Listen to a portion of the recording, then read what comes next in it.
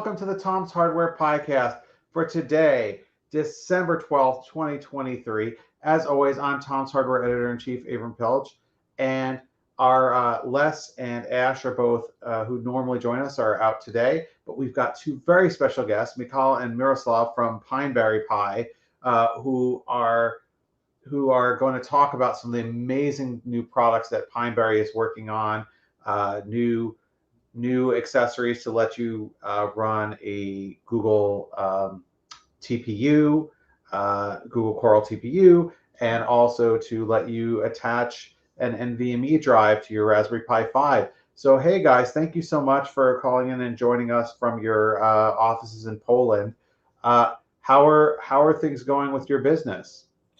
Considering that our company just turned 1 month old, we are very excited and very busy with shipping out first packages to our customers, because we took a slightly different approach. So we've decided to actually launch the company when we had the product ready and the production was pending. So there are no Kickstarters or fundraisers or anything. So all of the orders that were placed will actually be shipped in time for Christmas, probably.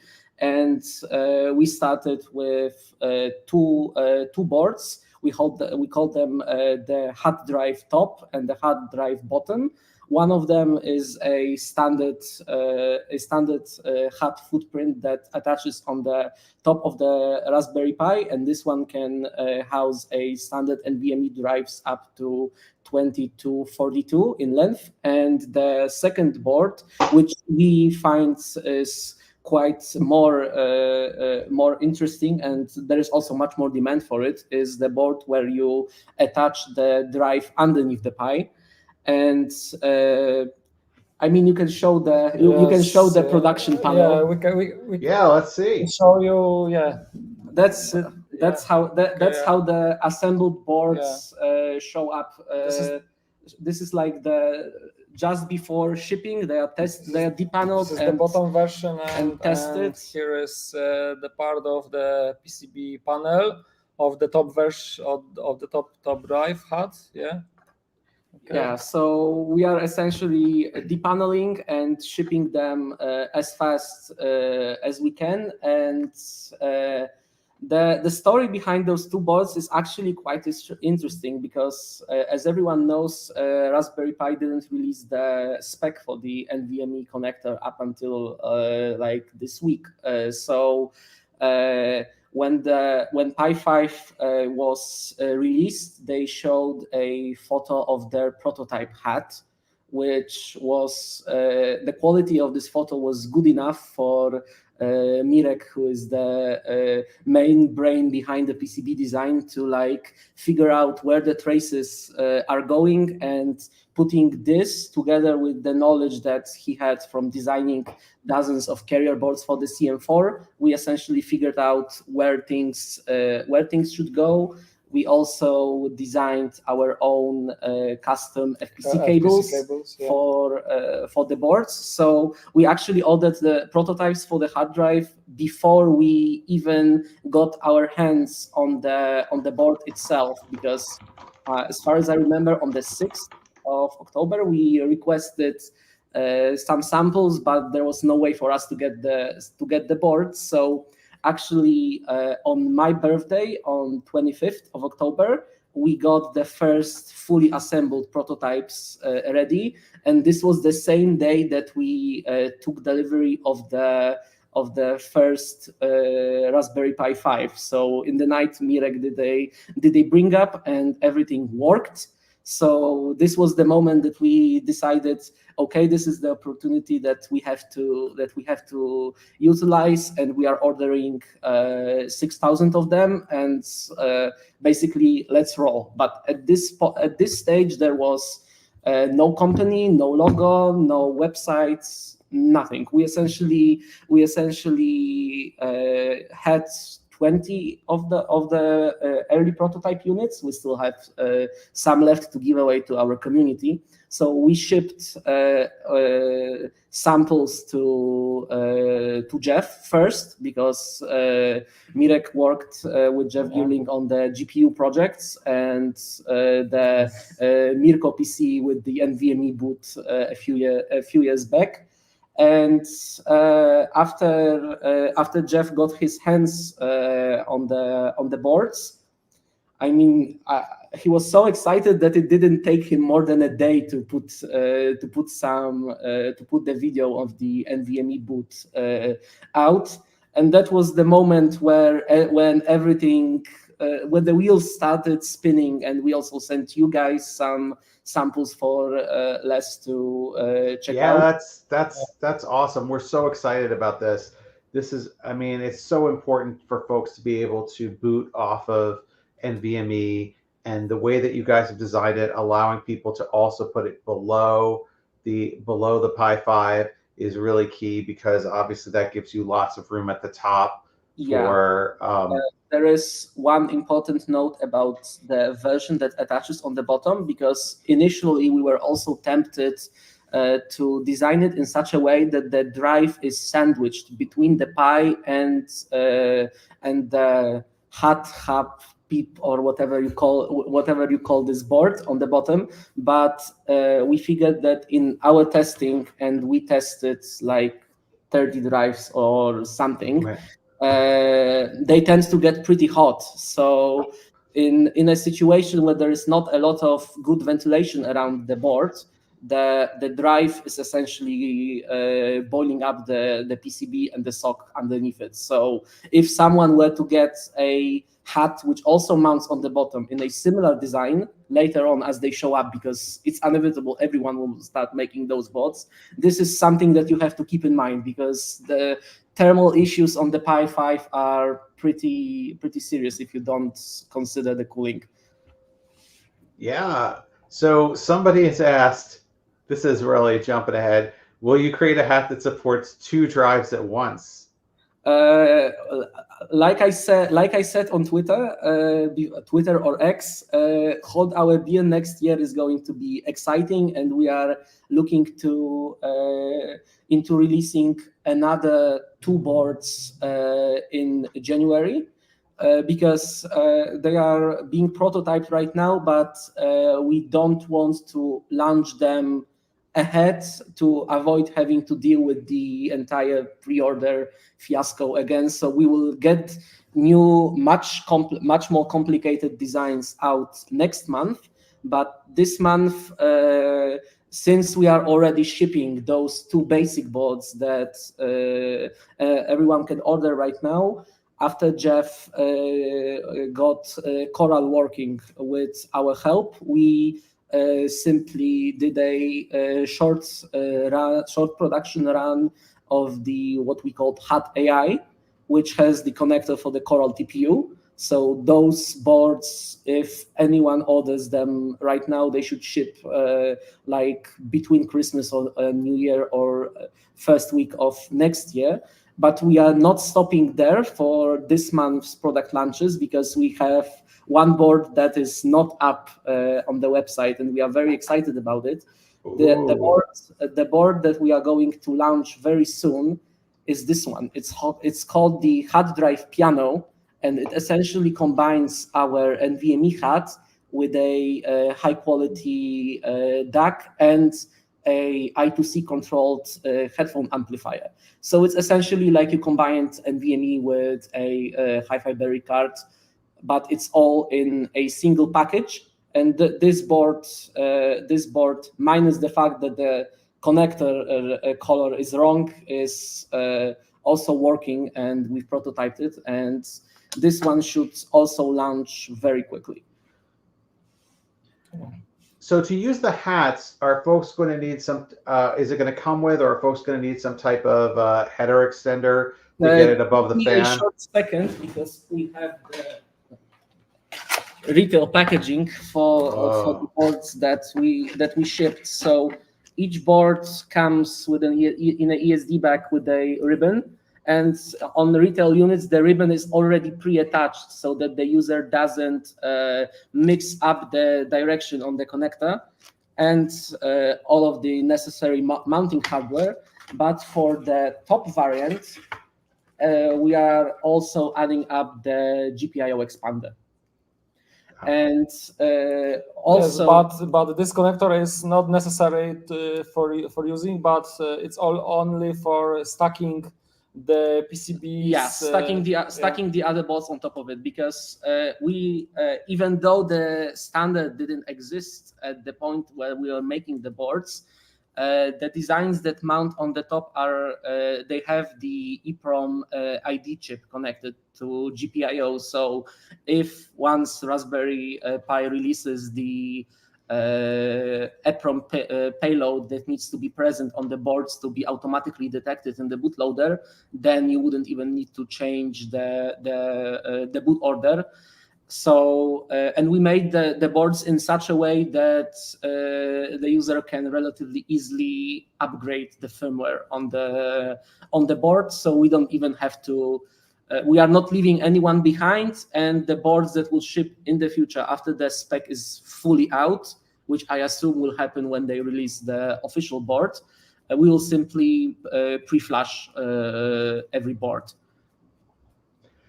Really cool. So I think it's great you guys have gotten it to run at PCIe 3 speed. So you're saying that pretty much any drive that you put in there should run at PCIe 3? Yes, we have zero signal integrity issues, but because we also have our own ribbon cables. And the one that you see right now is special because we designed it for the for our UpCity PCIe by 16 development kit that Jeff used to get GPUs running on the Pi, and we will make a short run of this board really soon for developers, because a lot of people are asking for it, and there is no other way to get those cards working comfortably. So we will figure out a way to get a pretty nice development setup with some sort of a plexi backplate for the board and the GPU, and to put everything together. But going back to the ribbon cable, this ribbon cable is 10 centimeters in length. But in the released doc, Raspberry Pi said that they recommend only ribbons that are up to 5 centimeters in length. But this is because of the fact that their upcoming hat is using reverse contacts, so top on one side and bottom on the other, and this greatly affects signal integrity. So you can't have a longer cable without having the contacts on the separate sides, because there is a loss in transmission when you are switching the when you are going through the laminate to have the contact on the other side. So we essentially so at this point, as far as we know, we can make those ribbons in any length, and they will work with PCIe Gen 3 speeds. Wow, fantastic.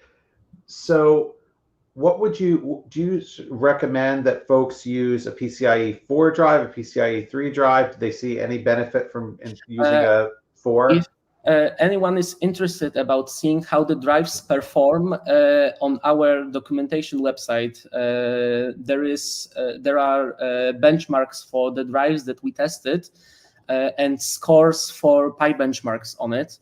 And the thing is that regardless of the drive that you use, it always caps out about 850 megs when it comes to the read and write speeds. So this doesn't really matter. So from my recommendation is that you should either get something that is cheap or something that has high endurance, because there is no point in getting, I don't know, the most expensive Suburban rocket or anything. A basic cheap drive like this is more than sufficient. And there is also no real reason to use any type of coolers for the drives itself, because when you have a fast drive, it usually operates at Gen 3 or Gen 4 by 4. And when it is running on the Pi, it is only using a quarter of its potential. So the heat output and the power consumption of the drive is like negligible, basically. So I see your test list here of compatible drives, which is awesome. Why do you think that so many WD drives did not work? We actually got to the bottom of this. There is a single pin on the NVMe socket that needs to have a clock on it, and this one pin is required to wake the controller up. And both the Pi 5 and the CM4 they do not have this signal present. We can get around it. On our board by generating this additional signal, but this is something that we can do in a next revision. But I don't really think that it really makes sense, because from what I've Googled, especially the last drive, the SN850 or the 900 series, they also have issues on PCs, so that when you are rebooting the system or the system has powered down incorrectly, then the board is failing to wake up the controller when the computer is booting and the BIOS is enumerating PCIe devices. This is something that we will investigate because we want to ensure the best compatibility, but quite honestly, the best fix for it would be for them to update the firmware on those drives, because this is not something that is strictly required by the standard. They've simply done it like this. And other drives from the same vendor, like the one that I was holding, the blue one, this is also a WD drive, but it has a different controller and it works. Yeah, that makes a lot of sense. So it's exciting to hear that you're going to have a developer kit that will allow people to actually try GPUs. What is that going to any be like? boards, basically, because we've kitted our office with a 42U rack cabinet that is right now empty, and I can't wait for us to have the time to start putting some crazy things in there, because right now the PCIe implementation on the Pi and on the upcoming CM5 is good enough to the point where people wouldn't be calling it funny when you build a small home lab server on it. So we see it as a huge opportunity for companies like ours to pop in and start developing some more complicated boards, because we didn't start this company to sell hats that are 20 euros and stop there. We want to build more complex things. That was always our final our goal in this entire journey. What are some of the types of boards that you'd like to create that you're excited to use PCIe for? Especially when you talk about home lab and server users, there is a huge demand for 2.5 gig Ethernet. There is huge demand for SATA. But in order to get SATA done, I wouldn't just put 4 SATA connectors on a board like this and call it a day. You need to have a decent case. You need to have compatibility with standard PC power supplies and some other things. And the important thing that is also missing from the ecosystem is the ability to boot off drives that are connected behind a PCIe switch or an external controller that is wired up through PCI. And we also kind of got around it by getting our own bootloader sideloaded after that boots after the official one. So you have the Raspberry Pi bootloader, then you have the open source bootloader that enumerates the PCIe bus and everything, and then you have your server hardware. And this is also how Android is running on Raspberry Pi. So when I built the bootloader implementation for NVMe for Android, I essentially had to already do this. So there is a good base that we can use to quickly make a proof of concept and try booting from anything, basically. Why would somebody want to have a second drive, like a board with 2 drives, or be able to boot from a drive that's behind a switch? I mean, just you can have a by 4 PCIe Gen 3 switch, and then you can have a small NVMe drive hooked up to it that holds the OS, and 2 NVMe drives for storage, and 1 2.5 gig Ethernet card. I am speaking theoretically. There is no sense of using an SD card for something like this. And I think that if we were to release a board which wouldn't offer this functionality, this would be our #1 service ticket. And think about I, as a guy who does software, I like solving issues like this to avoid having to deal with customer support, because that is the #1 thing that people will want to do. So they can regularly boot off an NVMe, but why they can't boot off the NVMe when they have N drives connected? It's pretty straightforward, I think. Yeah, that's really true. So have you guys tried using a GPU with the Pi 5? And if so, what were you able to get working? Yeah, quite honestly, we don't have the board that we shipped off to Jeff. And then we also shipped one to Andrei and one to Linus Tech Tips. We don't have any more. We shipped our own. So the next we will have some time to play with the dev kit after it is back from the factory, because we are having them made right now. It was a very low volume product, because I essentially used the dev kit to evaluate what we can do next. And after I knew where we are and people were requesting samples like crazy, I just shipped out my own board. Yeah. So all the samples we sent to our community, but we are working to update the design and to order the next revision. And then I think next year, maybe in January, we will see the PCB, the full kit that you can order. So this should be introduced on the market. Yeah, and like we said, we were essentially blackmailed by Jeff in his last video about the GPU, when he was saying that we have to make this board available. So we jumped right to it. He also gave us a little bit of feedback that is always good to have.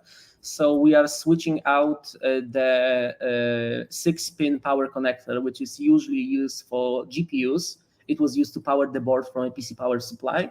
We are switching it to the 4+4-pin connector, which is used for the CPU usually, but this will leave you one extra GPU power cable. So this is one thing that we would like to do, and another thing is to develop a very basic way to mount things. So a small piece that holds the Pi with the dev kit, and a long screw for holding the GPU. So like a typical PC test bench, but with a Pi inside, basically. That's great. What do you foresee a lot of folks maybe actually using external GPUs and what they would actually get out of it? I mean, would you get a lot better performance? I mean, the drivers are still work in progress, but I think that there is a huge opportunity for compute. Because that is the main thing that people are using GPUs out of, other than playing games. And we think that the Pi is the most accessible development platform. So if we can get enough community behind our development kit, we think that it would greatly benefit not only the Raspberry Pi, but all of the ARM systems, especially the Ampere ones, because those boards are like crazy with 196 cores.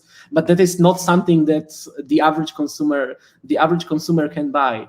But with the dev kit, I mean, the GPUs are one thing, but there is a huge potential for more, for external storage cards, for 10 gigabit Ethernet. I mean, plug whatever you want into it. It should work.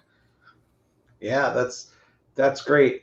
So I'm kind of excited about the TPU, because I feel like obviously AI development is an important thing, and while the Pi 5 is much faster than the 4, obviously we could still use more AI processing power.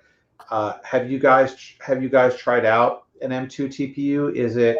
Yes, we did, because I actually helped Jeff a little bit initially with starting with the Coral, because that is the first thing that we wanted to check when we got the boards, because I know that due to like addressing issues and some other weird things, it wasn't working on the CM4.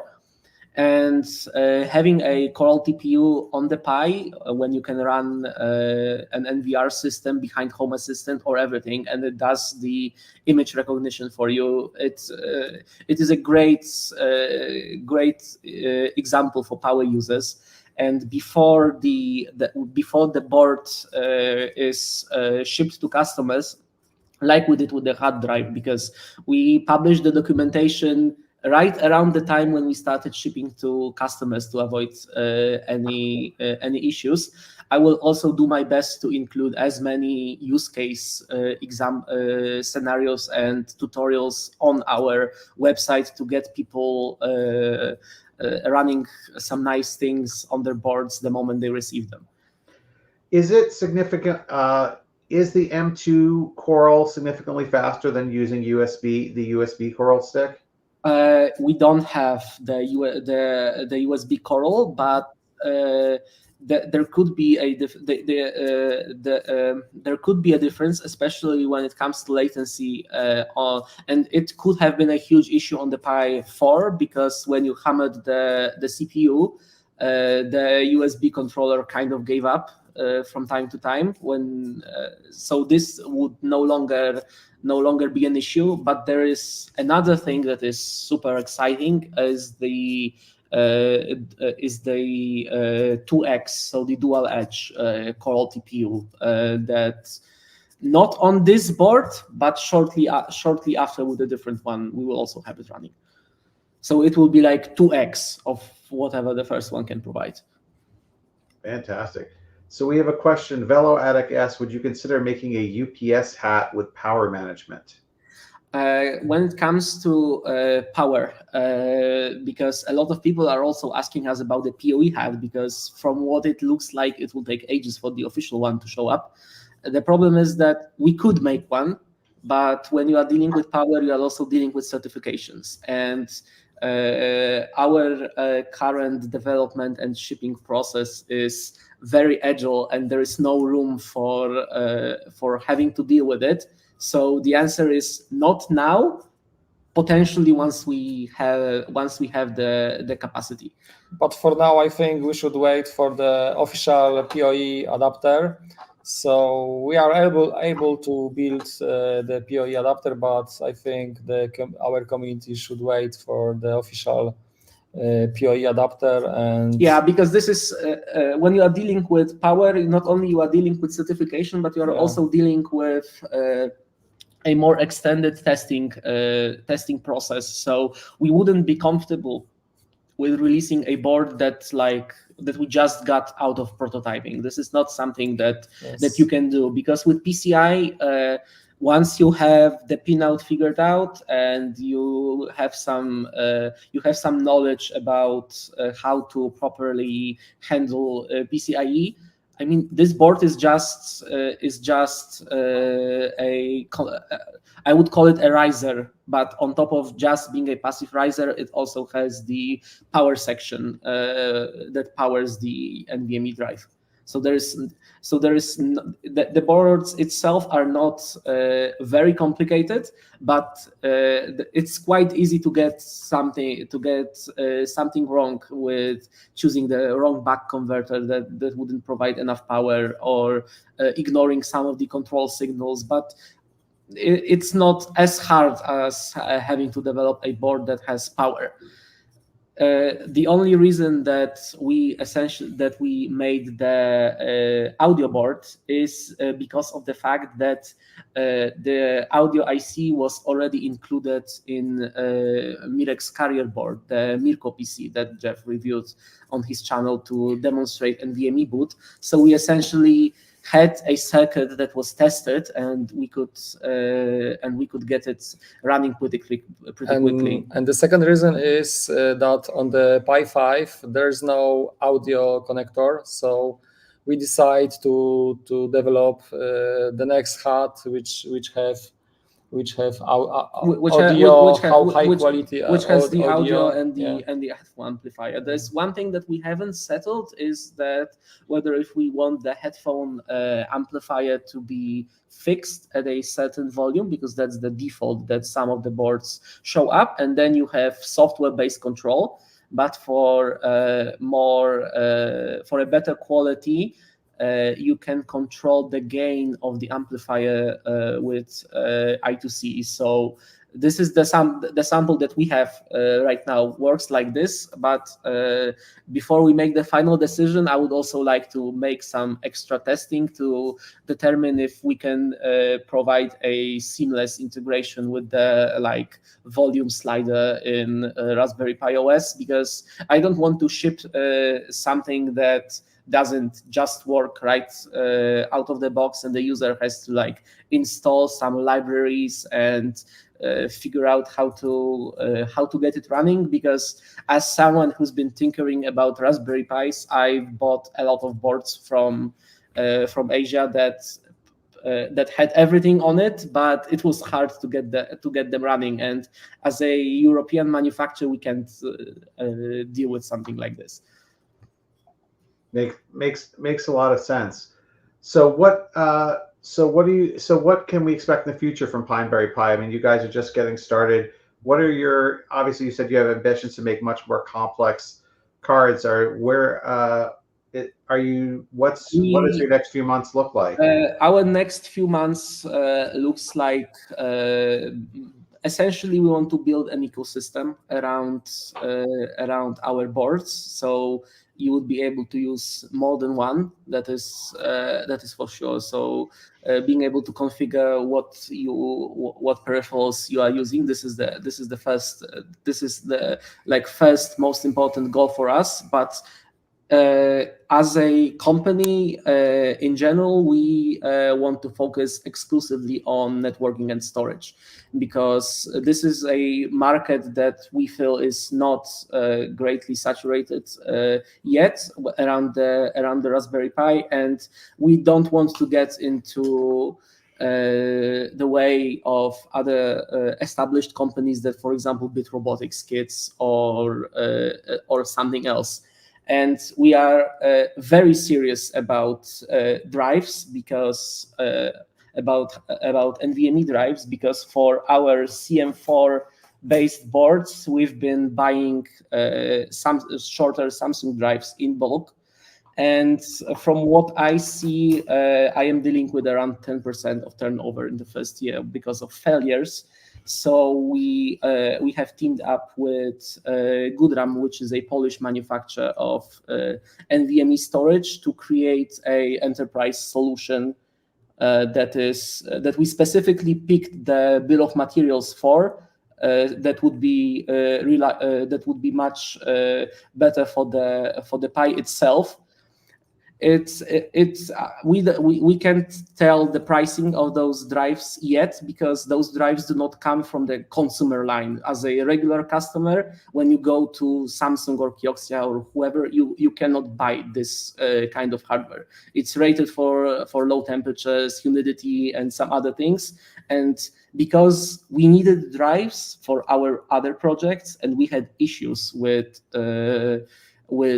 consumer drives, we've decided that it would be a great idea for us to try bringing them to the home lab market, because I am pretty certain that when people start using NVMe storage as a boot drive on a Raspberry Pi that works 24/7, they will at some point run into issues with either the corrupt boot partition or dead drives or anything like this. I don't know why, but I've never seen consumer drives failing at a noticeable rate when you are dealing with PCs. But I've seen a lot of them fail shortly after being deployed on the compute module 4. So we think that this will expand to the Pi 5 as well, and we are very excited to start shipping what we call the Pine Drive to our enterprise customers early next year. And once they are evaluated and we feel confident that the drives are